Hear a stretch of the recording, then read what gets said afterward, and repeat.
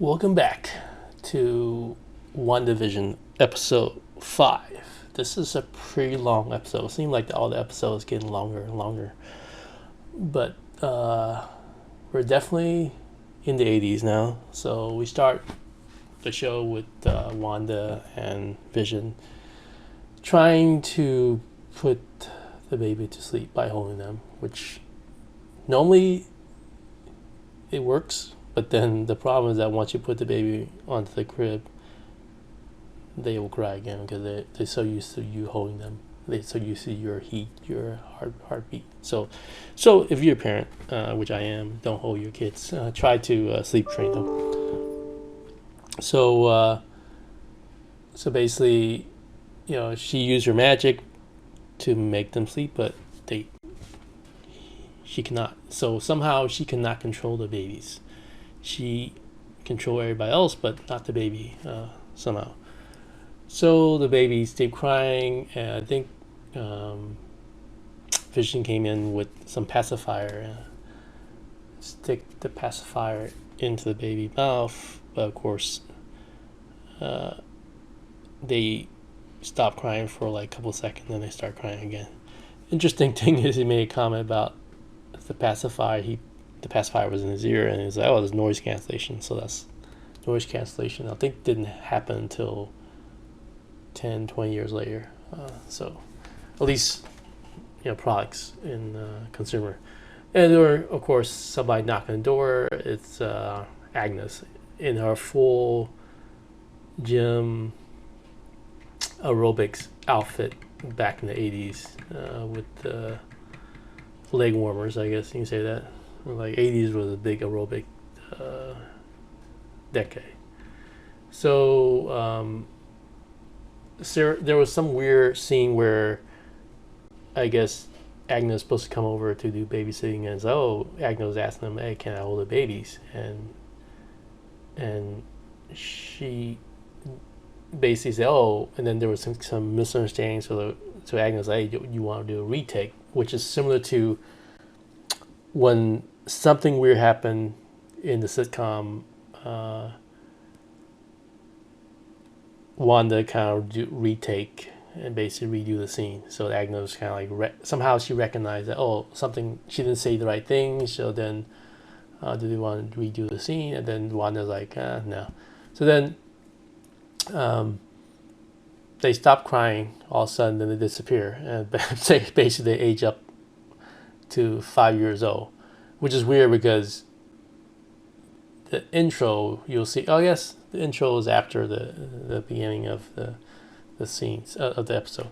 But so they're at 5 right now, and then you see Agnes saying, "Hey, they grew up fast, right?" So they went from babies to 5 years old in probably a couple minutes. So then the intro happens, and you can definitely see is a family tie intro, and the two kids' names, the twins' name are Tommy and Billy. And they're officially 5 because he didn't blow out a birthday cake with 1, 2, 3, 4, 5. And at the end of the intro, they were, I think, at Westfield picnic, and they're picnic with their 2 twins. And you'll see a family picture, which is a family tie picture. Then the next scene, you'll see Monica Rambeau in the hospital, and they're asking her what happened, when she got dismissed from WandaVision or Westview by Wanda because she made a comment about Pedro dying in the hand of Ultron. So then the Jimmy and Dr. Lewis came in to kind of say, "Hey, there's a briefing. Let's go to the briefing." And then during the briefing, I think Haywood was the guy, the person in charge of the mission, and basically Haywood was saying, "Hey, Wanda's controlling this. She kidnapped all the people. She's a bad person. She was a terrorist." And Jimmy and Monica Rambeau is trying to defend Wanda, saying that she's a good. She eventually became Avenger, and she did good. And then there was a reference to Captain Marvel. I think Jimmy say, "Oh, Wanda could defeat Thanos," but then I think Jimmy mentioned Captain Marvel, and Monica Rambeau kind of look over because I think I didn't watch Captain Marvel, but there's some reference to I think Captain Marvel and her mom, so I missed that reference. I didn't watch the movie. So then Haywood kind of show a video of how Wanda kind of raided, I guess, a sword establishment to kind of essentially get the body of Vision, and that's how she got Vision. Apparently, sword was essentially storing Vision body, and then she raided the sword complex and took the body, and then basically reanimated him, right? So then Jimmy Woo, Dr. Lewis, and Monica was talking about, is Wanda totally control this, or why would she want to do this? Then you cut into the two kids washing a dog in the sink, 5-year-olds, and Wanda's kind of like, "Hey, what are you guys doing? Why are you guys hiding?" Then Wanda discovers a dog, and of course the kids like, "Hey, we want to keep them. Can we keep them?" Of course, Wanda say, "Okay, you can keep them." And for some reason, Agnes came by, and she already knew they have a dog, which is weird. It's like she always know she has a dog. She always know something ahead of time, and then she brought in a doghouse. And then Vision came back. Vision has a new haircut now. He made a comment. Vision made a comment. You're too young to keep a dog. And then of course the twin kind of somehow went from 5 to 10 now, because they're like, hey, we're 10. We're old enough to take care of the dog. So apparently the twin can control himself, right? So then now we're back to outside Westview, and Maga is trying to figure a way to get into Westview. So then she went back and took her clothing that she had, and when she was in Westview, took them out, try to shoot them, and say, "Oh, they're bulletproof." The reason why she's thinking of, because she came in with a bulletproof vest, and that means to adapt to the 70s. Wanda kind of changed them to the 70s outfits. So then she's thinking, hey, if we have a technology or something that's in the 80s, then Wanda will not change it. So basically, in order to get into Westview, you got to bring in something that's in the same era of the sitcom. So now we go back to Vision's company. They're working now. They have a computer. They have less paperwork, and he's working on a computer. He's talking to the Indian guy. I forgot his name, but so of course the Indian guy made a joke about Vision being a computer again. So then they boot up a computer, and it's a Commodore 64, which is a computer I used to. I don't own the Commodore 64. I own the Commodore VIC-20 and Commodore 128. So it's kind of like look very familiar. They open up. They talk about email, which I think in '80s. Very early emails. I don't remember email until maybe in '90s, but there was an email where somehow Sword sent an email saying, "Hey, there's high level radiation.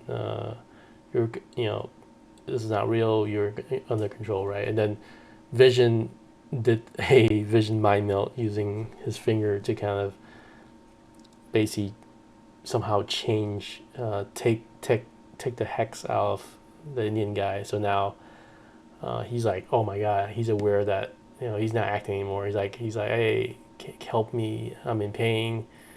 And then Vision went back and kind of flipped him back to he's playing the guy again.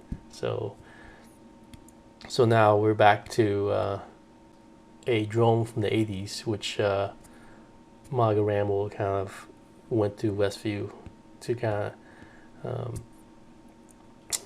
that was her scheme, was to let's get a drone from the 80s, so then Wanda will not change it. So then the drone went in there.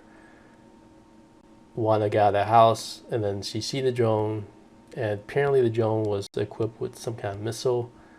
And then Wanda saw that, and basically her eyes are red, so she basically destroyed the drone. They didn't show that.